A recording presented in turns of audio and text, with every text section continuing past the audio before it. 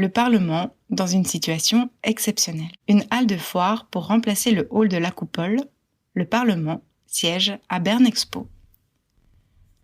Fin mars, les bureaux des conseils et la délégation administrative ont décidé d'organiser une session extraordinaire dans les locaux de Bern Expo. La session sera entièrement consacrée à la crise du coronavirus. Après les commissions et les délégations, le Parlement peut enfin assumer à son tour ses responsabilités en séance plénière. Ce podcast vous permet de découvrir les lieux.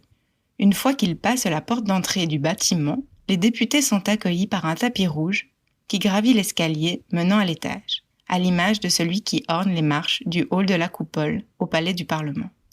Arrivés au sommet de l'escalier, ils trouvent sur leur droite l'entrée de la salle dédiée au Conseil national. C'est le dernier moment pour ressentir la solennité des lieux, en aucun point comparable à celle du Palais du Parlement. Ici, point de bureau en bois, l'aménagement est fonctionnel et donc un peu froid. Il y a 2 semaines, cette salle, grande comme un terrain de football, était encore vide. Fin avril, elle a été aménagée sur le modèle du plan des sièges du Conseil national en beaucoup plus grand. Chaque député dispose de 4 mètres carrés. Il faut encore monter d'un étage pour trouver la salle du Conseil des États. Celle-ci est plus petite, mais on voit que la disposition des sièges respecte elle aussi la distance de 2 mètres prescrite par le Conseil fédéral et l'OFSP. L'écart entre les postes de travail est aussi suffisamment grand pour que les députés puissent se rendre à la tribune des orateurs en respectant les règles de distanciation physique. En effet, à Bern Expo, les conseillers aux États ne parleront plus depuis leur siège, mais en faisant face à leurs collègues. Au même étage se trouve un espace faisant office de salle des pas perdus. Les députés peuvent y mener des entretiens dans le respect des règles de distanciation. Dans un coin, on reconnaît l'une des nombreuses zones du bâtiment réservées aux interviews.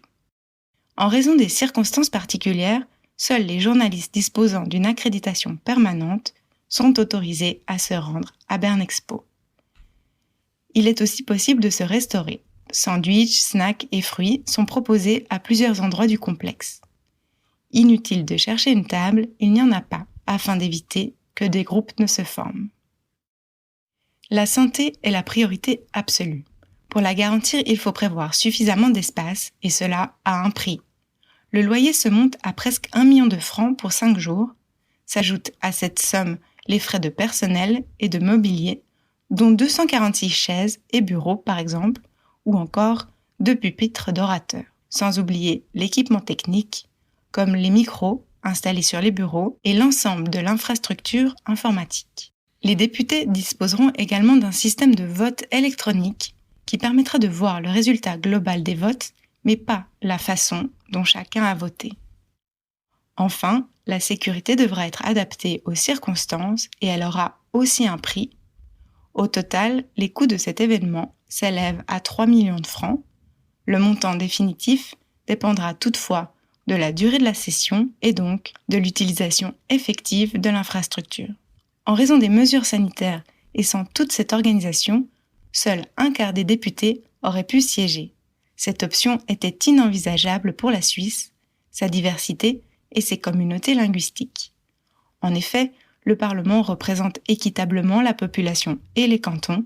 La Constitution donne autant de pouvoir au Parlement qu'au gouvernement. Grâce à la session extraordinaire, les députés peuvent faire valoir ce pouvoir et débattre de l'avenir de la Suisse. À noter que si les visites ne sont pas possibles, la session peut être suivie en direct sur www.parlement.ch comme à l'accoutumée.